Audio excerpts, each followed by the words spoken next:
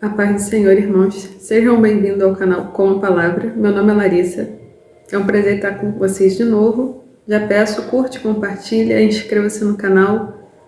E hoje eu gostaria de falar com vocês a respeito de como nós nos sentimos quando o mal parece triunfar.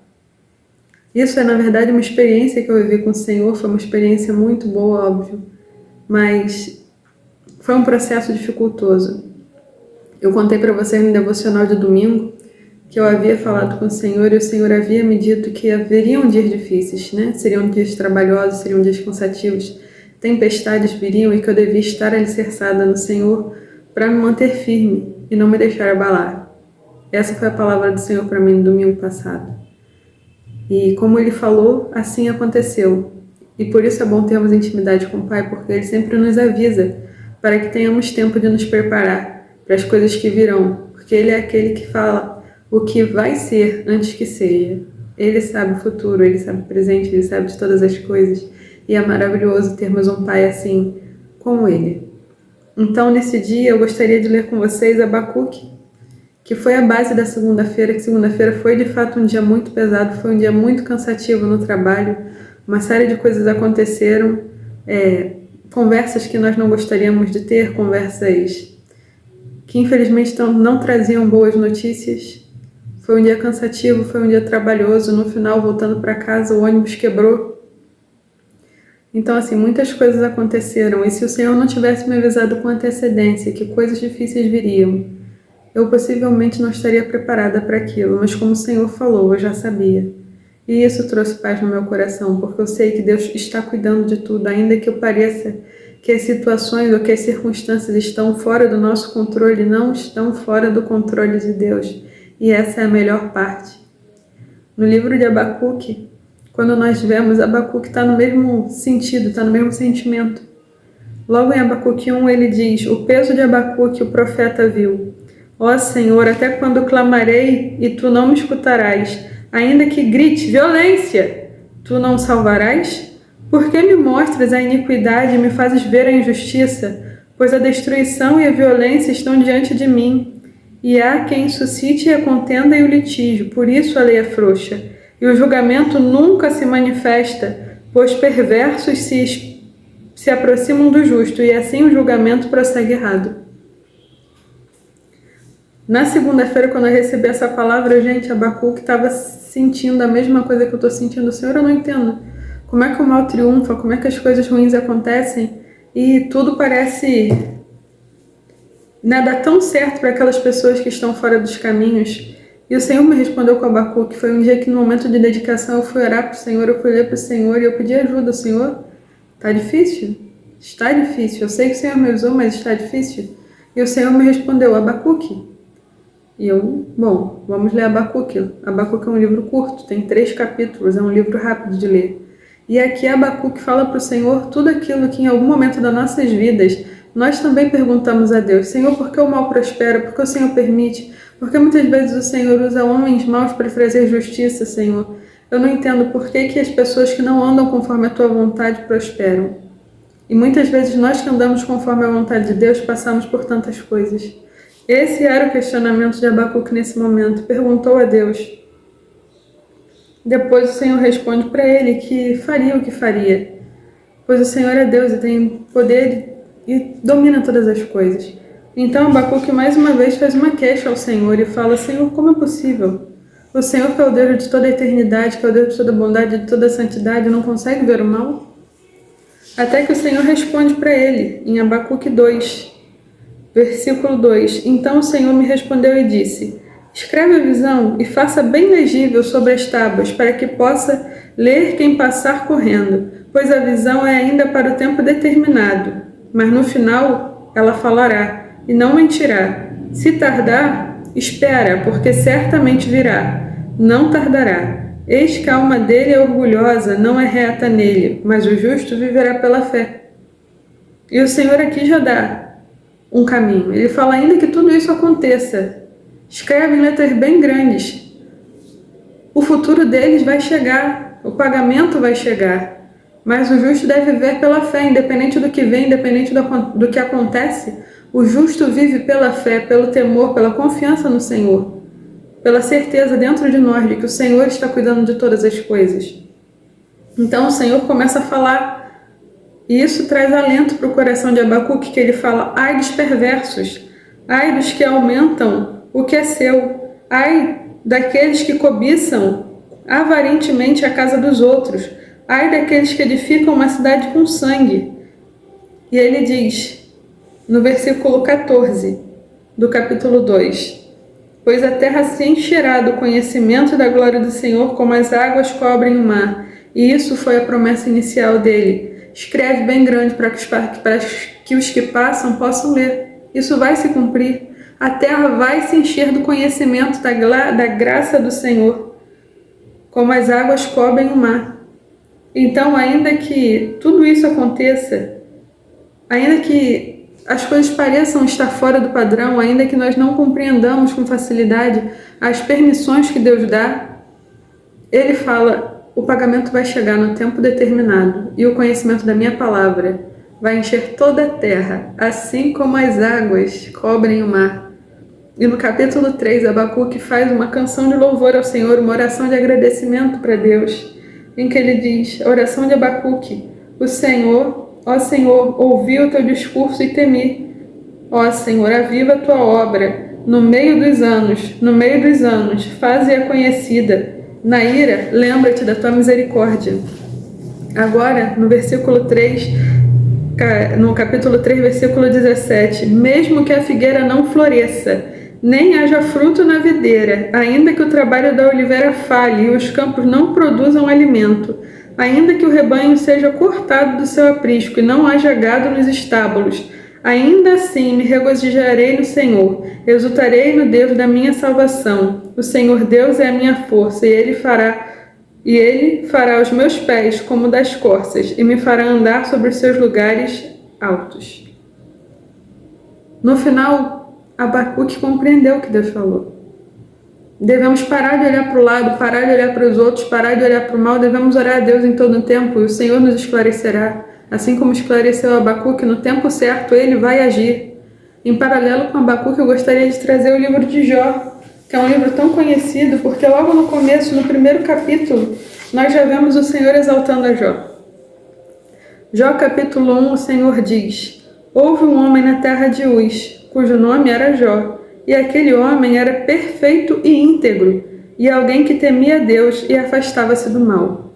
Nós sabemos que Jó, além de ser um homem íntegro, de ser perfeito aos olhos de Deus, ele fazia sacrifícios por ele, fazia sacrifício pelos filhos, era um homem extremamente temente a Deus. Ele era tão amado por Deus que no mesmo capítulo 1, o Senhor fala que teve uma reunião no céu e que nessa reunião Satanás apareceu. E o Senhor pergunta a Satanás: de onde vens? Isso está no versículo 7 do capítulo 1.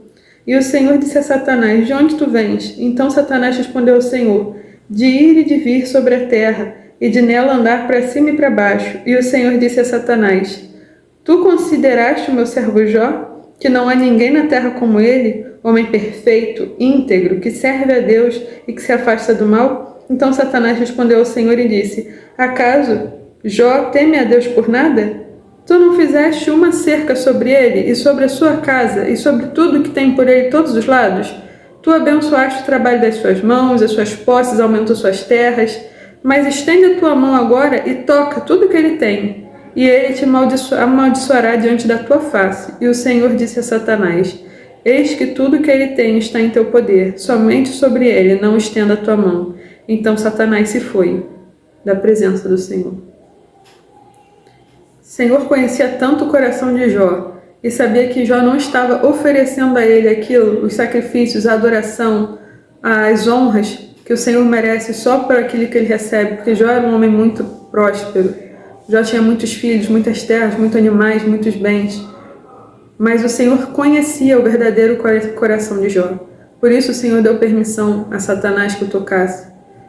Você sabe que Satanás tirou seus filhos, tirou suas terras, tirou seus gados, sua riqueza, mexeu em tudo, tirou até mesmo a sua saúde. Para piorar, ainda aparece no capítulo 2, 3 amigos de Jó, que dizem, versículo 11, Então 3 amigos de Jó ouviram tudo sobre o mal que lhes sobreviera, e cada um veio do seu lugar. Eliafaz, Bildade, Zofar haviam se encontrado para vir prantear com ele e consolá-lo. Meus irmãos, quando nós lemos o decorrer do capítulo de Jó até o final do seu livro, nós vemos que esses amigos que vieram chorar com eles e consolá-los, na verdade foram grandes acusadores e falaram: olha, se Deus está deixando você passar por tudo isso, provavelmente você cometeu algum pecado contra o Senhor. E Jó ele se amargurou ainda mais, pois os amigos dele que deviam consolá-lo estavam acusando ele diante de Deus. E Jó começa a respaldar e tentar se justificar. E nós vemos lá na frente, em Jó 23, que depois de muito sofrimento, Jó não compreender porque está passando por aquilo tudo, e ainda assim ele se negando a abandonar a Deus e a blasfemar contra o Senhor, ele fala: Senhor, se o Senhor pudesse falar comigo diretamente, se o Senhor pudesse me responder as perguntas, eu entenderia. E nós sabemos que o Senhor responde a Jó. No final do livro, depois de tanto sofrimento, depois de tantas perdas, depois de perder seus filhos, seus animais, sua esposa, seus bens, e até mesmo a sua mulher querer que ele blasfemasse contra Deus e os seus amigos se levantarem para acusação contra ele, Jó todavia se manteve firme diante de Deus. E Deus, no final do capítulo de Jó, responde. Por Jó não compreender exatamente o que estava acontecendo, o Senhor fala a Jó, em Jó capítulo 38. Então o Senhor responde a Jó através de um redemoinho de vento e disse: quem é esse que escureceu o conselho com palavras sem conhecimento? Cinge agora os teus lombos como um homem, porque eu exigirei de ti que tu me respondas. Onde estava tu quando eu fundava a terra? Declara-o se tens entendimento. Quem lhe pôs as medidas, se é que sabes? Ou quem estendeu a linha sobre ela? Sobre o que estão presos os seus fundamentos? Ou quem assentou-se a sua pedra de esquina, quando as estrelas de manhã cantavam juntas e todos os filhos de Deus gritavam de alegria? Ou quem encerrou o mar com portas, quando ele se irrompeu como se estivesse saindo de um útero? Ou quando eu fiz as nuvens? E assim o Senhor começa a fazer uma série de questionamentos a Jó. O Senhor não precisa se justificar para nós. O Senhor faz o que Ele quer como bem deseja, porque Ele é soberano. Mas apesar da sua soberania ser questionada muitas vezes por nós que não compreendemos o motivo de estarmos passando por aquilo, Ele ainda assim se apresenta a nós e nos explica. Aqui Ele estava questionando, vocês que ficam me questionando, vocês que ficam levantando uma série de porquês, onde vocês estavam quando eu criei tudo? Eu pedi conselho a alguém, vocês estavam comigo? Vocês sabem me dizer qual é a fundação dessas coisas que estão criadas hoje? Ele é Deus. Nós sabemos que no final do capítulo já se arrepende do que ele fez, se arrepende de ter questionado e ter querido fazer perguntas para Deus. E não estou dizendo que fazer perguntas para Deus é errado. Deus responde nossas perguntas. Nós devemos sim perguntar coisas que gostaríamos de saber ao Senhor, com temor, com reverência. Sim, devemos perguntar. Tanto que, apesar do sofrimento, nós vemos que no capítulo 42, versículo 5, Jó no final agradece, pois diz: eu tinha ouvido de ti com os ouvidos, mas agora os meus olhos te veem. O sofrimento trouxe para Jó uma aproximação de Deus ainda maior do que ele já tinha quando estava saudável, quando tinha tudo. O Senhor, nós sabemos que pede: olha, agora faz uma oração pelos seus amigos, e nós sabemos que o Senhor restituiu muito mais do que Jó tinha antes, devolveu mais filhos, devolveu mais terras, devolveu mais posses, e Jó continuou a glorificar o nome do Senhor. E assim é a nossa vida. Por mais que nós não compreendamos, porque o vento está batendo, porque o vento está soprando, porque o barco está entrando água, porque as coisas estão acontecendo, nós olhamos: Senhor, você não está me vendo. E o Senhor diz com calma, ou talvez numa tempestade, como ele falou com Jó: eu estou vendo tudo. Eu estou no controle de tudo, acredite. Na passagem que os apóstolos estavam no barco e que Jesus tinha se retirado para orar, eles começaram a ficar desesperados porque o barco parecia que ia naufragar. E Jesus veio andando sobre as águas para ter com eles. E nós sabemos que as ondas se acalmaram. Na outra oportunidade, nós sabemos que Jesus estava no barco com eles e mais uma vez eles pegaram uma tempestade. E os apóstolos desesperados: meu Deus, o barco vai afundar, o barco vai afundar. e Jesus dormindo no barco. Meus irmãos, venha a tempestade que vier, passe o que passar, Deus está no barco, ainda que não esteja, Ele está olhando por nós e Ele virá nos socorrer, nós não devemos temer, como Paulo disse quando estava sendo levado para uma ilha, a ilha de Bons Portos. Nós sabemos que ele estava prisioneiro naquele barco e começou uma grande tempestade e as pessoas começaram a se desesperar. E ele falou: olha, calma que o Senhor já me revelou. Nenhuma alma vai se perder, nenhuma vida vai se perder aqui, somente o barco. Meus irmãos, a confiança em Deus muda todas as coisas. A confiança de que Ele está no controle, a certeza de que apesar de nós não sabermos muitas vezes por que isso está acontecendo, nós devemos colocar isso diante de Deus e falar: Senhor, eu não sei por que isso está acontecendo, mas se é a sua permissão, mostra-me o que eu preciso aprender com isso, para que seu nome seja exaltado e no final eu glorifique a Ti, pelo crescimento, pela intimidade, pelas coisas que nós vivemos juntos, que me fez crescer em maior intimidade contigo e me fez testemunho vivo da Tua palavra, junto com os meus irmãos. Vamos orar. Senhor, meu Deus, meu Pai, eu Te agradeço por essa palavra, eu Te agradeço, Senhor, porque ela é fortalecimento para a nossa fé, Senhor, e para o nosso coração, Senhor. Ela é uma dose de ânimo para os dias de tristeza e de dificuldade, quando vemos, Senhor, que os homens maus prosperam, quando vemos que os inimigos se multiplicam, Pai amado. Ainda que em nosso interior, Pai, haja, Senhor, muitas vezes dúvidas, Senhor, e inquisições a respeito de por que o Senhor permite isso, Pai. O livro de Abacuque, o livro de Jó são claros exemplos, Pai amado, que não devemos nos atemorizar, ainda que as coisas possam nos tocar, ainda que as coisas possam nos ferir. Nada acontece sem a Sua permissão. O Senhor está em absoluto controle de todas as coisas, Pai amado. Então eu Te peço, fortalece nossa alma, fortalece o nosso espírito, Senhor, que possamos estar ligados em Ti a todo momento para compreender, Senhor, cada passo, cada decisão que o Senhor dá, porque a Tua palavra diz que o Senhor revela aos Teus filhos, Senhor, as coisas que eu vi, Senhor, e nada deverá ser surpresa para nós, porque o Senhor diz que na plenitude dos tempos uma série de coisas acontecerá. Jesus já veio, o fim chegará, mas, Pai amado, nós devemos estar preparados, Senhor, em todo o tempo.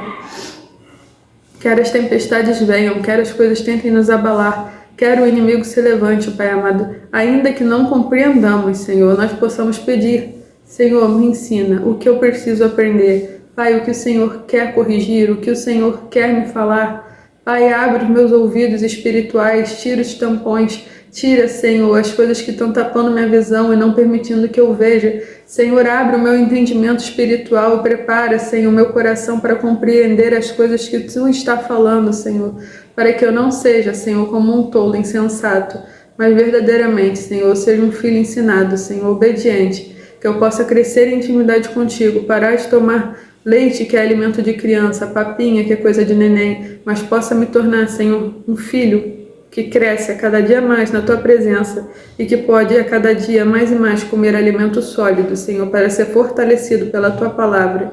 Enche-nos, Senhor, da Tua vida, enche-nos da Tua alegria, dá-nos a certeza da Tua salvação a cada dia, Senhor, e permita-nos, Senhor, que naquele grande dia todos possamos estar juntos contigo, Senhor, glorificando o Teu nome, bendizendo, Senhor, e clamando: Santo, Santo, Santo é o Senhor por toda a eternidade. Muito obrigada por todas as coisas. Obrigado, Senhor, pelo discernimento, pelo entendimento, pela clareza de pensamento. Abençoa os meus irmãos, abençoa as nossas famílias, nossas nações, nossos governos, Pai amado. Cada cristão no mundo, oramos por eles, Senhor. Cada representante Teu, Pai, oramos por eles. Cada pessoa que está na rua, cada pessoa que está no leito de hospital, cada pessoa abandonada, cada criança, cada orfanato, cada asilo, cada animal, Senhor, nós oramos por eles, Pai amado, colocamos nas Tuas mãos e pedimos: traz socorro, traz misericórdia, traz restauração, traz novamente vida e alegria, Senhor, para essas almas. Pai amado, fortalece na Tua verdade, mostra-nos o Teu caminho, prepara, Senhor, nossos braços para a obra, Pai amado, em nome de Jesus, e não permita que olhemos para trás. Muito obrigado por todas as coisas, Jesus. Seu nome seja exaltado. Teu é o reino, o poder e a glória para todos sempre. Amém. Meu irmão, obrigado por ficar comigo até aqui. Tenha um bom restinho de semana. Deus abençoe vocês. Fica firme, ovelha. Tchau, tchau.